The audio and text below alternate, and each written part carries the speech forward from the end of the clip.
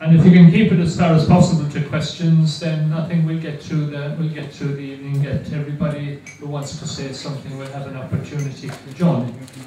John Hutchison, Derryman. Don't think I need that actually. John Hutchison, Derryman, long time gone, over here since 1959. Thrilled with the presentation that you've made to us this evening. Doctor, if I may, first of all, to call you Doctor. No. Oh, Ivan. Okay.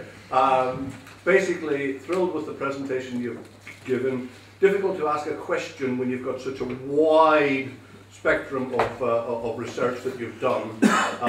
And one of the questions I would be asking would be, or one of the things I'm delighted about is that it will inspire me to do a bit more digging into our history, simply because a lot of myths grow up from what's handed down within families. My grandfather fought in the 1418 war.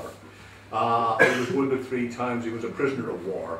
He was one of Redmond's men, as he was continually referred to. As a young boy, I would sit at the dinner table and listen to my uncles berating him as a traitor for having ever been a Redmond man and having been conned into going to fight for the British and coming back and not giving his home rule after all.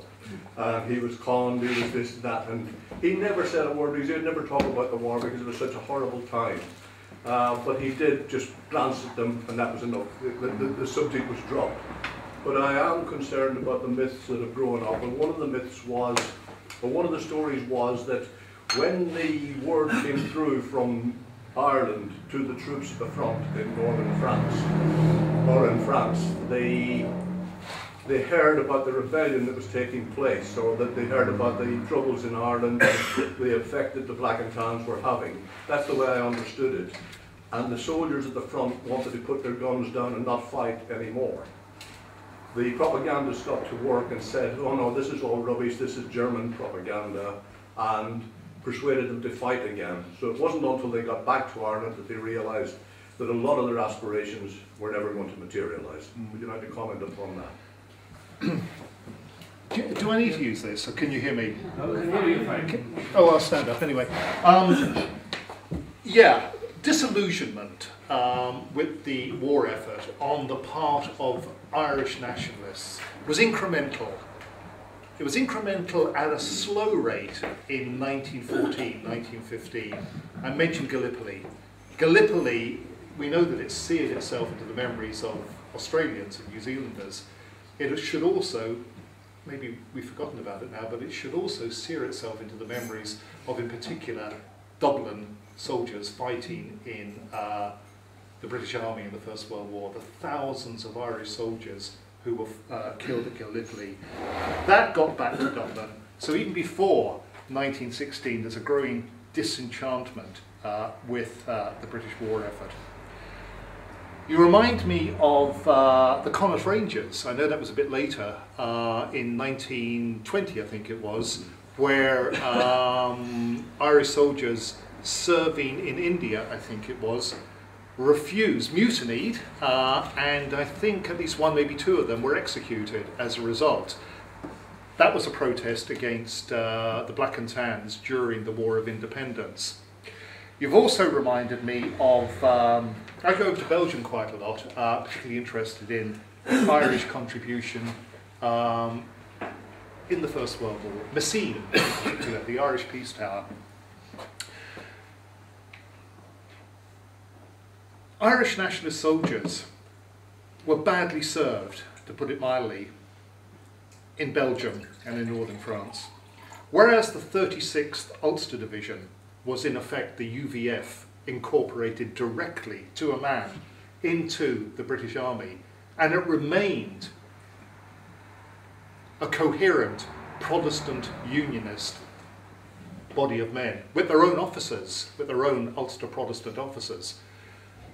Irish soldiers, particularly Irish soldiers from Redmond's volunteers, and we have to remember, of the 22,000, I think it was, Irish volunteers, which were formed in opposition to the formation of the UVF in 1913, 1914, of the 22,000 Irish volunteers, 20,000 of them volunteered to fight on the Western Front, and did fight on the Western Front. Only 2,000 refused to fight, and of course they were the nucleus, along with the Irish Citizens Army, of the people who fought in the GPO and elsewhere in Dublin. But Irish nationalists noticed that whereas the UVF received favourable treatment and was incorporated wholesale into the British Army, the Irish volunteers were dispersed throughout the British Army. Now obviously from a British point of view they thought they were unreliable, untrustworthy, and that's the reason why they did it. But it sent a message back to Irish nationalist volunteers fighting on behalf of the British war effort that basically they were regarded as cannon fodder. The 10th and 14th Irish divisions lost thousands of men at Messines in 1917. I know the UVF lost men as well, particularly in the Somme. But it all was seen, and this became an increasing perception in the latter stages of the First World War, that the British regarded Irish Catholic soldiers, Irish nationalist soldiers, as being expendable. They could be used as cannon fodder in a way that British soldiers were not used. In the end, as I said, more members of the Royal Dublin Fusiliers and the Irish divisions of the 10th and 14th Irish Division were made up with Cockneys and Geordies and Scotsmen and people like, from all over the rest of the United Kingdom, simply because the Irish Catholic soldiers had been decimated so much from Gallipoli all the way through to Messines, through the Somme and the Messines in 1917. And I talked about Joyce and Dubliners, and how the story of the dead summed up the standards, the mores, the aspirations, the beliefs of a complacent Catholic middle class, a Redmondite home rule middle class in the early part of the 20th century. Have you heard of Sebastian Barry, the great playwright, modern playwright? His work on the experience of Irish Catholic volunteers in the First World War, and perhaps more importantly, the families that they left behind, in Dublin.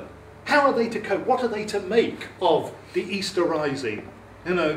When their boys were out fighting on the Western Front.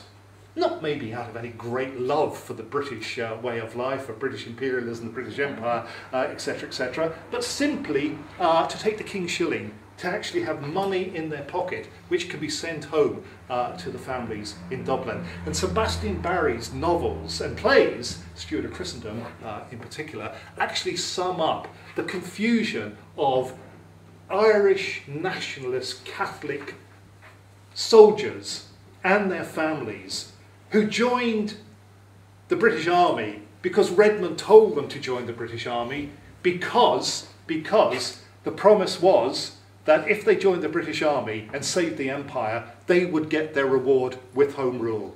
And of course, not even from 1916, from late 1914, 1915 onwards, it was obvious to even the most meanest of intelligences that Redmond, as I said, had been sold a pup, that it was never ever going to happen.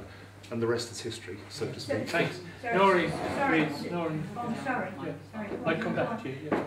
No, Noreen, it's in relationship Yeah. to that. Do you feel that Redmond's vision, okay, as opposed to the... Oh, sorry. Yeah. I'm sorry. All right. I don't know. Sorry about that. Okay. No, do you feel that Redmond's vision, okay, as opposed to the ordinary person looking for survival for himself, survival for his family, that they didn't meet? It was incongruent. No, I don't personally. I don't question Redmond's motives. I think he was genuine in his support for the British war effort. He was, as I said earlier on, an imperialist. He believed in the British Empire, as so many other Irish nationalists, Irish Catholics did. The problem is that Redmond took a gamble. He took a gamble in 1914. If the war had been less bloody and victory had been secured much earlier, Who's to say that now, 100 years on, we could be praising Redmond from the rooftops? Here is the man who took the gamble, who trusted the British, who enabled the British Army to take advantage of the Irish volunteers. As a result of that, the war was over by Christmas. Ireland got its reward. The British, a grateful Britain, granted Home Rule, and Redmond became what Parnell never became, the uncrowned King of Ireland. You know, history, it can go in so many different ways. That could easily have happened if the war had finished sooner and had been less bloody. But from Gallipoli onwards, it was obvious that we were in for a long, hard slog. Irish Catholic troops seemed to be treated unfavourably as cannon fodder in the perception of so many Irish Catholic minds. It trundled on till 1918, and with each month, each year, it was obvious that Home Rule was slipping further and further away. Right. But it needn't have been like that. Thank you. Noreen. I've been listening to you. My name's Noreen Kellett. I'm originally from Limerick, but I've lived most of my life in Luton. I was listening to you on republicanism, on Home Rule, on the Rising. There's something you didn't touch on nearly enough, and I was disappointed. You didn't mention James Connolly or Irish socialism. I believe he was born in Glasgow, and he came to Ireland, and the Irish socialists did a huge amount of work on working conditions, on jobs, on the conditions in Dublin at the time. They were all part of this movement, and I was disappointed you didn't say more about it. Also, I wonder if you know that Limerick there was something called the Limerick Soviet, and you always became it. Okay, look, thank you for that, but I'm equally going to be, what shall I say, provocative in my response. I hope you don't mind. First of all, on the Limerick Soviet in 1919, opportunity, you know, is exactly what it said in the tin, a Soviet in which the workers took over the means of production, distribution, exchange for a short period of time in Limerick City during the War of Independence. Who put down the Limerick Soviet? I can't remember. I didn't know. I read it. Doyle Aaron and the IRA. Because they were socialists. Because they were socialists. They didn't want socialists, really. Exactly, Yeah, exactly. That explains why, believe me, if I had, I spoke for over an hour, if I had more time, I would have talked about James Connolly and the Irish Labour Party, but the thing is, I wouldn't have been able to stop, to be quite honest, because to be quite, I try to be quite blunt about it. To me, I believe that the Irish Labour Party, which in 1912, 1913, time of the Dublin lockout, was one of the most vibrant, dynamic, militant Labour parties in the whole of Western Europe under Larkin and Connolly and others, but what happened to it? The argument is that Connolly sacrificed his socialism on the altar of Irish nationalism, Irish republicanism. Now, I know why he did it, or why he argued the way he did. And he said that the socialist revolution in Ireland will not come until the nationalist revolution takes place. He was profoundly misguided. Not only did he lose his life, but obviously, what was the first? We had the democratic programme of the first Dáil in 1918, which was described by, I think it was Kevin O'Higgins, the man I was talking about earlier on, one of the leading lights of the first Free State government. He described it as poetry, a fairy story. And of course, Sinn Fein immediately, when Dáil Éireann met in 1918, what was the famous phrase they used? Labour must wait. Labour must wait, and arguably, Labour's been waiting ever since, over the past 90 years in Ireland. Republicans were idealists, and that's very nice, in my view. Yeah. It's lovely, it's great to have an Yeah. intellectual. But Yeah. the practical things that needed to be done, the socialists had their big role in that. Yeah, but they weren't there. They abandoned it. They sacrificed them. them. They did, but it was there before that. Yeah, but they weren't there in the independent Irish state. They had squandered everything that they had built up. This is my argument. As a result of participating in 1916, what good was Connolly after he was put up against a wall in Kilmainham? Yeah, plenty. made to follow him afterwards. Right. But what did they achieve? Right. Well, they achieved it. An independent Irish state, Yeah. not an independent workers' republic, No. which is what Connolly wanted. That's the Okay, difference. I think Sorry. you're probably right. We could have another Okay. another night on that. The lady with the microphone now, and then Sheriff McGarry after that. My name is Natalie. I'm Israeli. I know nothing about Irish history or anything like this. And I must admit, this is very fascinating what I've heard tonight. This is the first time I've heard about modern Irish history. Now, my point of view is, you brought up a point to say, why would the Irish want to give up the wealth that was coming to them from the British, you know, the state pension and all that? Well, the way I see it is, why would they want to give money to the British to get back their own money in the first place? In the time of the famine, as far as I know, when the big famine happened in Ireland, there was hardly any support from Britain for all those villages who perished, yeah. All the food and the produce that they were producing was enriching the British owner, not the Irish workers. So why would they give their wealth to Britain when they could keep it themselves and work the system for themselves? The way I see it, the question should be, is why should Britain give up Ireland when it was given, when it was getting so much out of it in produce, in labour and in everything? Not why should the Irish give up the wealth coming from the British, because that's their own wealth. Yeah. Thank you. Now, all I'll say briefly in response to that is that the Irish experience surely is the triumph of what shall I say, a more intangible, spiritual interpretation of what it means to be Irish, rather than a materialistic consumerist. Yes. Yeah, that's the point. That's the point I was making. Yeah, that's the point I that was is making. the point I'm trying to make. We agree. They are doing that. The Irish have survived all throughout history very well. They're very intelligent people, and they can survive all by themselves. And why would they need the British to help them out to work something? We're not disagreeing. We're not disagreeing. I'm saying that in the end, it was these more spiritual, intangible aspirations to national self-determination and sovereignty that won out. Whereas the Conservative government, trying to kill Home Rule by kindness, thought they could buy off Irish demands and desires for national self-determination. It didn't work, and it just shows. That's How a can I very put it? insulting way for the British to look at the Irish. That's the way it was. It just shows that the Conservative Party in late 19th century Britain had no interpretation of what it meant to so many Irish people to try and seek their national self-determination. They miscalculated. That was the point I was trying to make. Okay.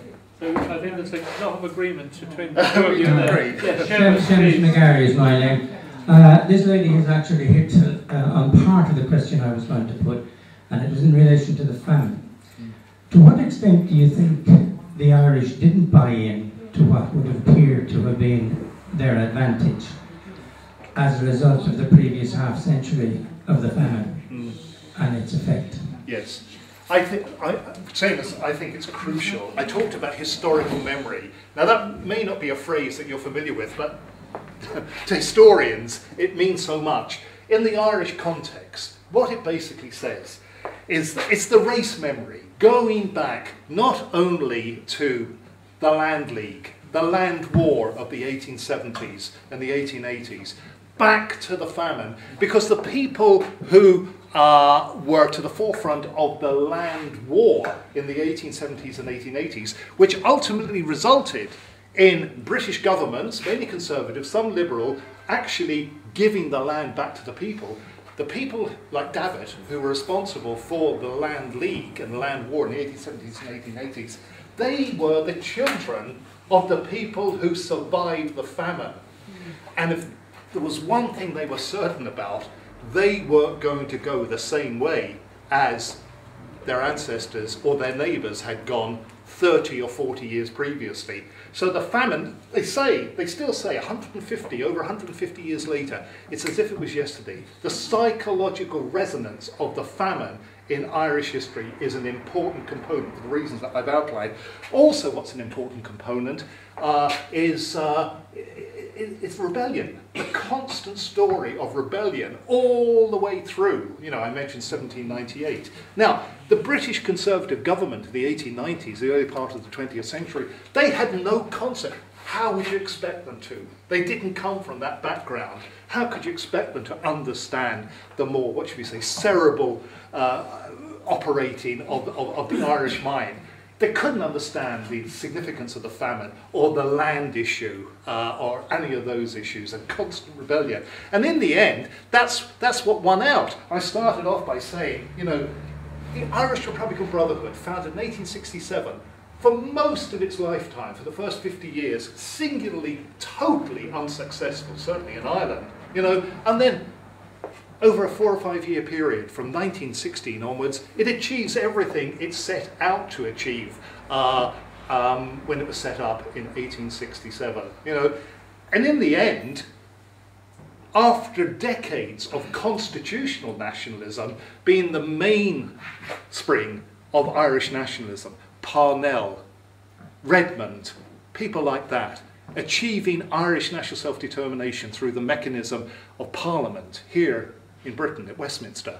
That was overwhelmed, that was rejected, and it was the revolutionary tradition which we can date back not only to the Fenians in the 1860s, but back to 1798 and even further back to the upheavals of the 17th century. And of course, no British government is able to comprehend that sort of motivation.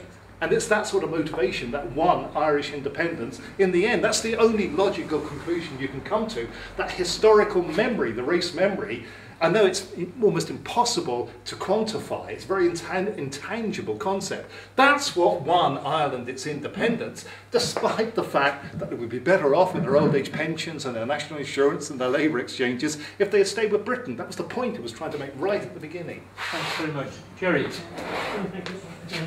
Gary Mears, you mentioned about how the Irish volunteers were treated. Not only those, in places like Newcastle and Tyne, large Irish population, first and second generation, many of them joined the British Army in the First World War. They wanted their own regiment. That was refused. Yes. So it wasn't just in Ireland. But the thing is that people who joined the revolution or joined Sinn Fein or anything like that, so that was big. Yeah. People, can you hear me now? Yeah. People who joined the revolution, they thought they were going to gain from it. And one of my uncles, who was a number of uncles, 5 uncles in the IRA at that time and soon after, and their idea of Sinn Fein was all for one and one for all, which is really essentially a socialist view, looking after everybody. Now, the people who won out in the Civil War were all middle class. They had no interest in the small farmer or the landless peasant. And then those people suffered. Not only did they suffer, but also fishermen, fishing villages suffered. So they looked after their own people. And that's why they joined the Free State, whole Free State setup. When De Valera got in, he was regarded as a communist. And he did a lot of good work socially, building up, destroying the slums in Dublin and elsewhere, and building housing and good housing for people. So that wasn't, people like Yeats looked upon him as a communist. And who was Buck Milligan in James Joyce's story? Yes. What was his name? Oliver St. John Gogarty. St. John Gogarty, another one. He also regarded him as a communist. Yeah. And of course they were quite radical, but over time they got tied up in the system, pulled in. Yeah. You can see the same thing maybe happening in Northern Ireland at that moment now. Yeah. This always happens. Yeah. But the other thing is, you mentioned the IRA being undemocratic. Within its own organisation, all officers were elected. Now when it came to conflict, outright war, that wasn't always possible. But in the earlier, and the concept was also to elect their own officers. Yeah. So it wasn't as undemocratic as you say it was. I actually agree with most of your analysis there. Can I just make 2 brief points? On the last point there, no revolutionary army can afford to be democratic. I accept that they elected their officers, but you know, Lenin would not have achieved what he achieved if he consulted everybody and accepted the view of the majority. The IRA was a revolutionary organisation, and I think that goes without saying. The first point you make there, the class analysis, I thought was spot on. Because although we talk about, you know, 1912, 1922, and I'm just as responsible for this, we talk about a great cataclysm, a great change. In terms of socio-economic developments, you can actually see, you can trace the thread through from the period at the beginning of the 20th century right through to the 30s and 40s. You're right. It's been proved that most of the volunteers in the IRA during the War of Independence came from the lower middle class, relatively prosperous. They didn't come from the landless labourers, and they didn't come from the poor rural population. I mentioned also the tenements of Dublin. It's those elements of the population, the landless labourers, the poor farmers, and the tenement dwellers who benefited from De Valera's slum clearance in the 30s, who are the natural constituency of Fianna Fáil. Still are, well, up until the last election, at least, right? Equally, you can trace the support for the Home Rule Party, Redmond's party. It transfers almost completely to the Cumann na Gael Free Staters of the 1920s and subsequently Fine Gael, the relatively well-off, prosperous farmers of the South and East Meath, places like that, the businessmen, the Dublin businessmen, and of course the remnants of the Anglo-Irish gentry, the Southern Unionists. So although there is revolution, obviously, between 1912 and 1922, as I've said, you can trace what happens to these groups of people all the way through from the 1900s through this revolution into the politics of the modern independent Irish state, even to this day. A colleague at the end, I think we can have one more after that. Yeah. Right, Ivan. To be honest, I think you touched a lot on what I was going to ask there, and sort of following on from the comment on Irish socialism and your last question. I think, is this not the biggest debate that we should be discussing now, especially in modern times, surrounding the relationship between the Irish working class and capital? Because I think you alluded to it at the end, especially with the Scottish independence movement at the moment, and the austerity bill that's going to be pushed through next month probably, and the general strike tomorrow in what is referred to as like the pigs, Portugal, Greece and Spain. What did the Irish working class get out of the struggle for independence? As you said, like the living conditions dropped remarkably, and even now, and as you said at the end, can there be comparisons made between the recent government now and the conservative nationalist government of John Redmond's? And I think, yeah, that's probably the biggest debate that comes out of our striving for Irish independence, and I hope the Scottish people can learn from that, because I would argue that political liberty was just a stepping stone, and economic liberty should have been strived for as well, you know, and as we're seeing now. Yeah. So I think that's one of the biggest debates we should be talking about. Yeah, no, I agree with that, and as part of that, it's a really important source of speculation.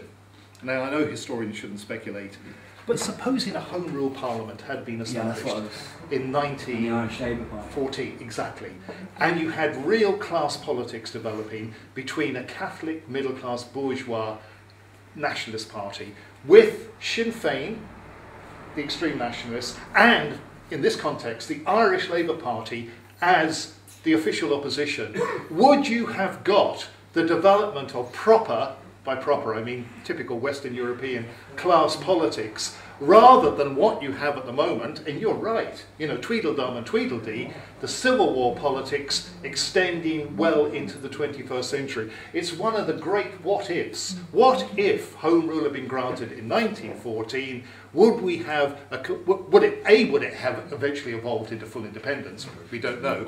But B, would it have led to the sort of class politics which just obviously hasn't taken place in the independent Irish state ever since 1921, 1922. It's a fascinating area to spend a lot of time. Can I just say, before you come in, two of my former students, successful graduates, are here today.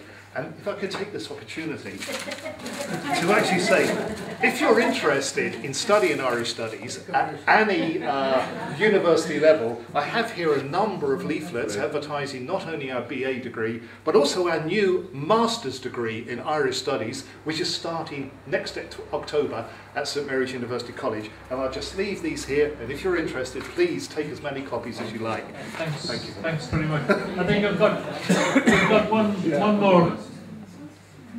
one more question. Yeah, and then we've got to. Can I have a rider? To close down. Yes, go on. Just a quick rider, and that is that you quite understandably refer to Britain as being a democratic state. Quite understandably refer to. You not hear me?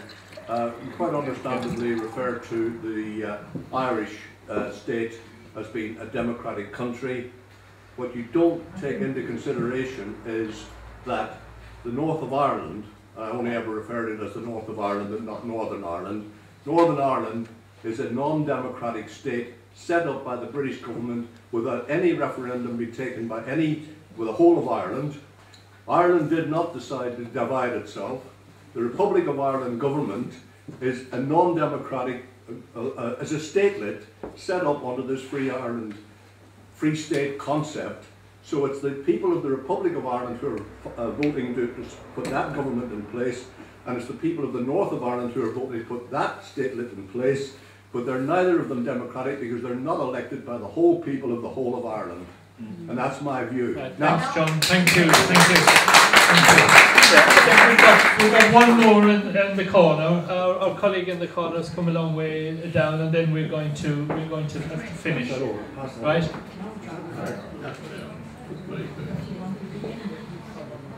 Thanks.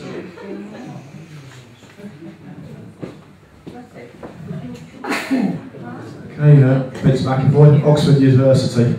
As you look at my backbench corner, and we're following this, with interest. I didn't know how one family got over here, but since it did, they've said so many things about playing trash about Ireland. I mean, they had really some funny ideas about the country, and I ended up with interest in the culture and art and history is. I mean, I got pilloried for it. And when I said I go Catholic as well, they got disowned for that. But when we did that for the Irish Studies Department at Luton Uni, as it was then, I mean, I could have done it for my own interest, but stopped doing it. I mean, yours is a good idea, but I'm happy I'll get research for this at the moment, so I'm having a good run. I mean, it's been good tonight. Right, thanks. Well, thanks very much. But yes, it has been. No, I think we should finish. Ireland's going to have the last word, and I think we should let him have the last word. Well, very quickly then. First of all, Sinn Fein was an imperialist. Sinn Fein was an imperialist party. What was? Yes, and they, Arthur Griffith wanted to work with the English government to exploit lesser beings, blacks and browns and yellows and all that. And the fact was, Sinn Fein was infiltrated by the IRB, who then made it into a Republican, and it's been one since. So that's. Yeah, I agree entirely. Yeah, I'm sure, and that is lovely, isn't it, to have a bit. Ireland has the last word. Yeah, and I think, but before that, I think it's important that you put your hands together and thank him for being fantastic.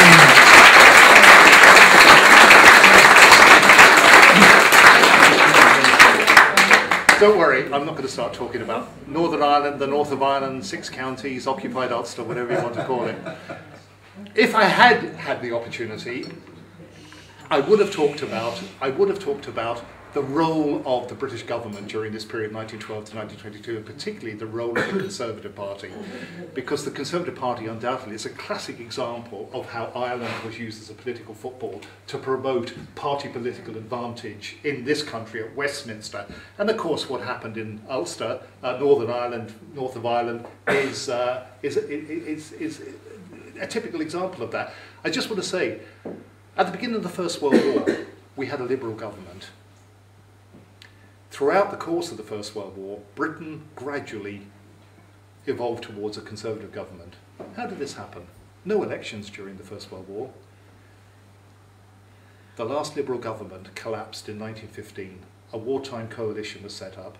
The Tories came in as part of that coalition. Edward Carson and Bonar Law, supporters of Ulster Unionism, came into government as part of that government. 1916, Lloyd George was overthrown, Asquith was overthrown by Lloyd George with the support of Conservative backbenchers. 1918, in the coupon election as it was called, Lloyd George was in effect a puppet Liberal Prime Minister dominating a Conservative cabinet. So the Conservatives, through a variety of events throughout the First World War, at the beginning of the war were in opposition, at the end of the war were in power, more or less. Ulster Unionists thought Christmas had come because their friends were now in Parliament, now in government. And as a result of Conservative pressure upon Lloyd George, the Government of Ireland Act was passed in 1920, which set up Northern Ireland, and the rest, as they say, is history. The Conservatives pressed for special treatment for Ulster Unionism, pressed for the establishment of Northern Ireland. They weren't in a position to do that at the beginning of the war, but it's a classic, it's yet another example of how events that took place nearly 100 years ago, in this case the First World War, have actually influenced the relationship between the two parts of Ireland ever since, and between those two parts of Ireland and this country.